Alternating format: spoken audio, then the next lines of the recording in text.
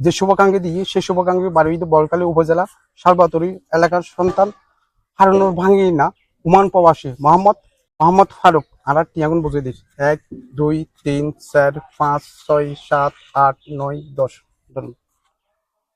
দর্শক এই দর্শক বাবা ইবের ওয়াইফ জীবে অসুস্থ ই বলে আরোগ্য ভিডিও পোস্ট করি ওনারা আর হনিকেই আনার ফাউন্ডেশনত বাবা ইবের ওয়াইফর চিকিৎসা বলে একটি অনুদান দিবেন আরা ওনারা তিয়া আর গ্রহণ করি না পাইবেন ইয়েনল্লা বলে আরা আন্তরিকভাবে দুঃখিত।